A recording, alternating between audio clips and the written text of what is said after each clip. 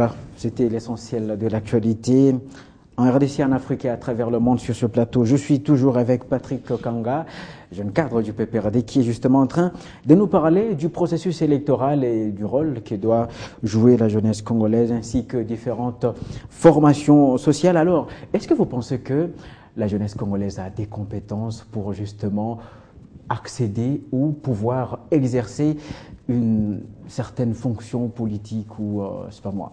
Et lorsque je vous vois, vous êtes jeune, vous êtes extrêmement compétent. Parmi les meilleurs journalistes que nous avons maintenant en RDC. Donc, par vous, merci. Déjà, je peux dire que nous avons beaucoup de compétences au sein de la jeunesse congolaise. Il ne faut pas marginaliser.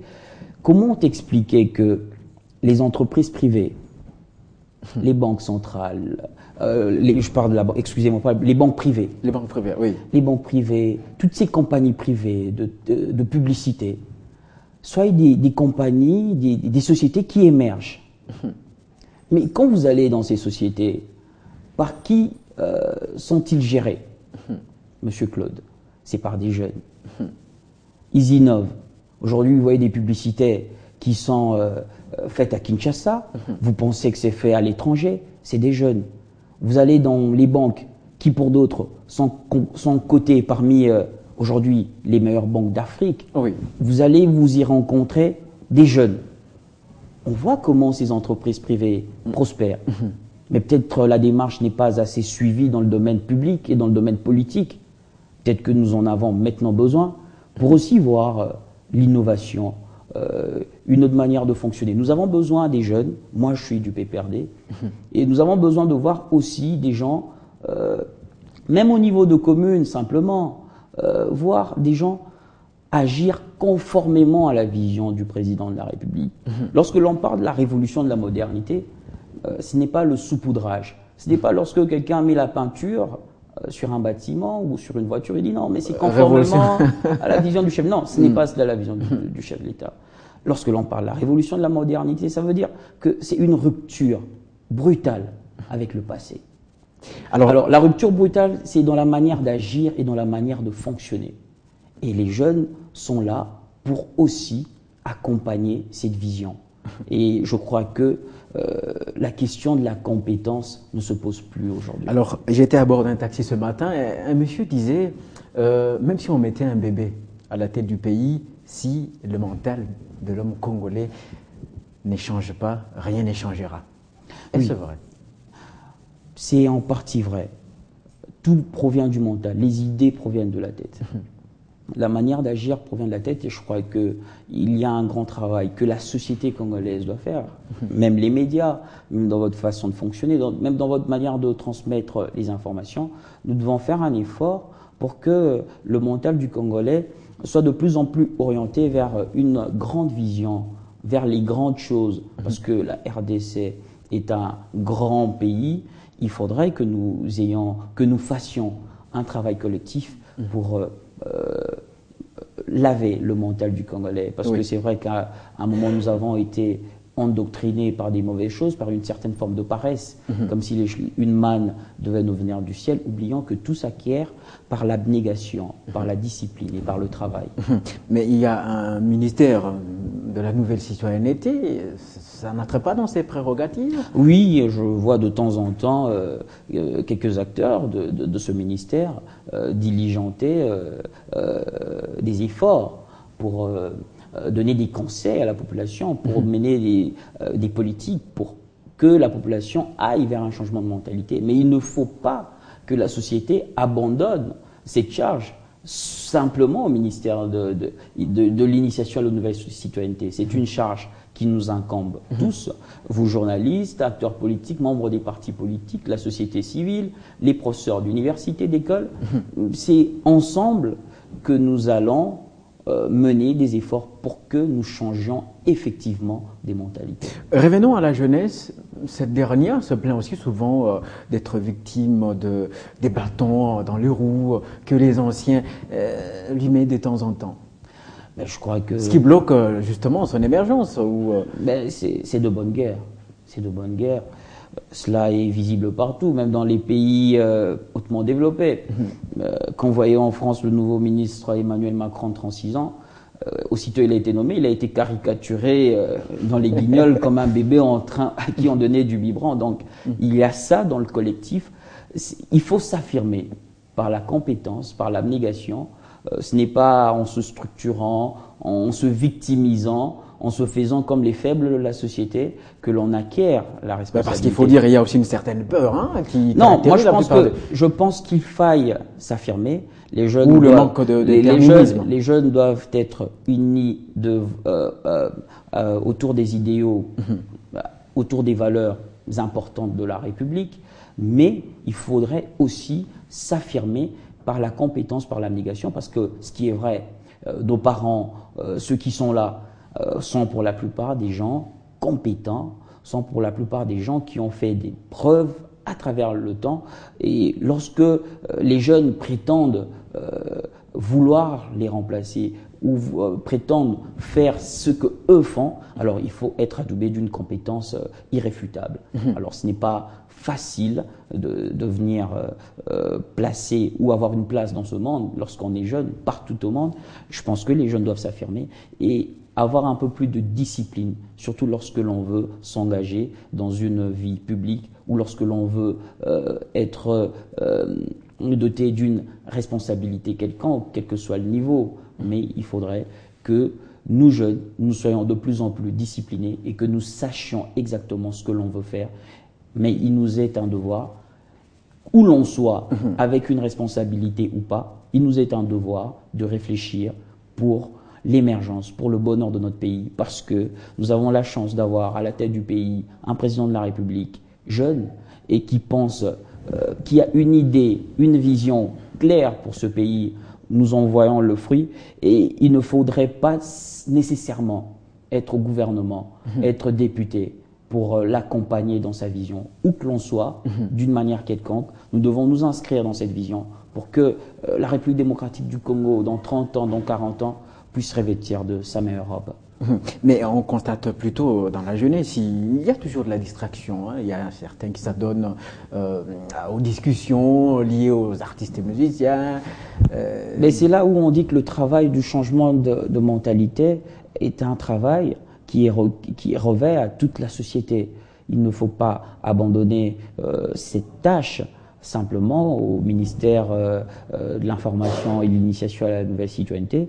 Nous devons mener des efforts, nous, les journalistes, vous, journalistes, politiques, partis politiques, sociétés civiles, écoles, églises, de plus en plus à conscientiser les gens, à avoir un cap sur l'essentiel et non sur les futilités.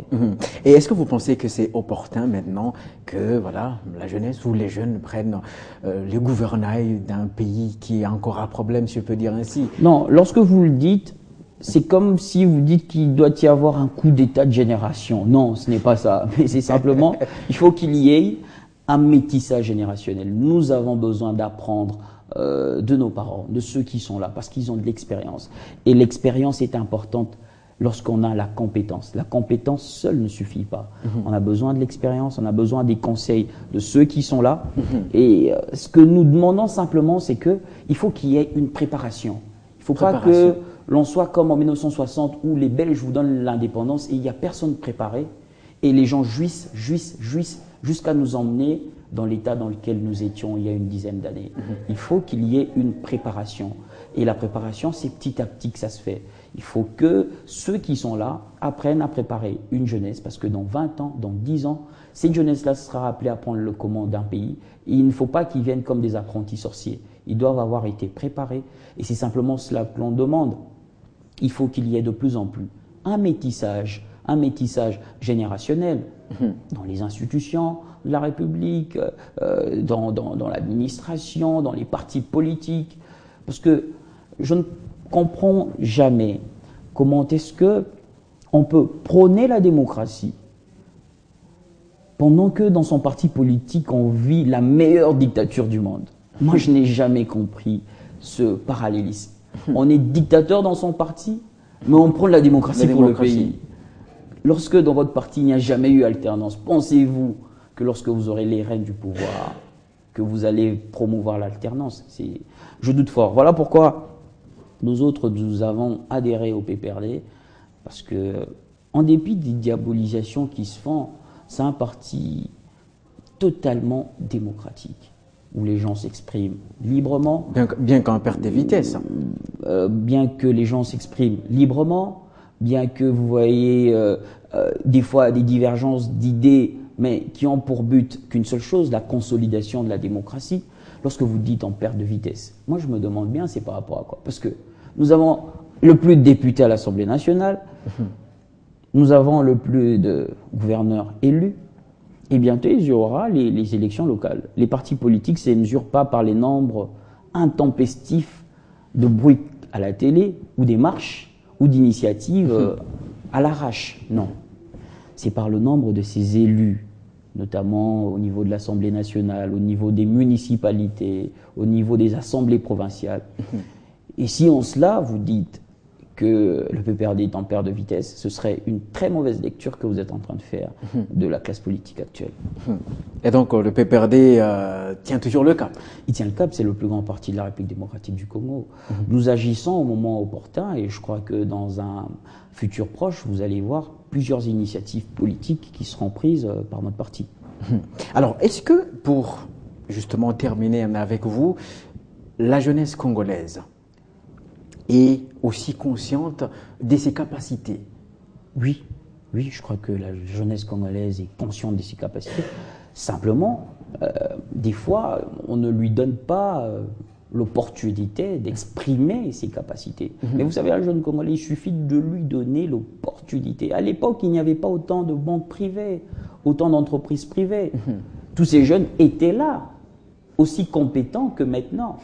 Mais une fois qu'on leur a donné l'opportunité de s'exprimer via les agences de pub, de communication, les banques, toutes ces sociétés privées, même minières, vous voyez comment les jeunes s'expriment, autant sur le plan culturel, mais autant sur le plan de la gestion des affaires. Vous voyez comment les jeunes s'expriment, et je pense que jusque-là, sur les 100% des entreprises privées qu'il y a ici, encore aucune d'entre elles n'a fait faillite par le fait qu'elles soient gérées majoritairement par des jeunes.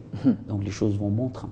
Alors, vous aviez parlé quelque part de la préparation. Est-ce que vous pensez que cette jeunesse est préparée ou est en train d'être préparée comme il faut pour justement prendre les rênes de ce pays? Parce que là se pose la question du système de l'éducation à RDC. Non, je ne veux pas mentir. Nous ne sommes pas assez préparés parce que je ne veux pas m'extraire. Il ne faut pas se faire une exception. Nous ne sommes pas assez préparés. Et certaines personnes se font autodidactes. Mais nous ne sommes pas assez préparés. Notre éducation doit être actualisée. Nous avons maintenant comme défi l'émergence, la modernité. L'éducation nationale telle que donnée actuellement ne répond pas aux besoins de l'heure. Nous voyons notre gouvernement construire des écoles dans les milieux les plus reculés. L'infrastructure est là. Maintenant, il faut doter d'une politique adéquate à la vision actuelle de notre pays. Nous avons maintenant besoin de promouvoir de plus en plus des études techniques, des études technologiques, des études scientifiques, parce qu'il nous faut assujettir les richesses que nous avons dans notre pays. Et pour les assujettir, nous n'avons pas besoin essentiellement de la main-d'œuvre externe, même si il ne faut pas faire la guerre à la main-d'œuvre externe, mais nous avons aussi besoin d'avoir une main-d'œuvre locale qui puisse être à même de rencontrer la nouvelle vision qu'a notre pays. Merci beaucoup, Patrick Kanga. Je rappelle que vous êtes jeune cadre du PPRD, un parti phare de la majorité présidentielle. Merci d'avoir répondu à notre invitation. Merci Claude, c'est toujours un plaisir de partager avec toi le matin. Voilà, merci.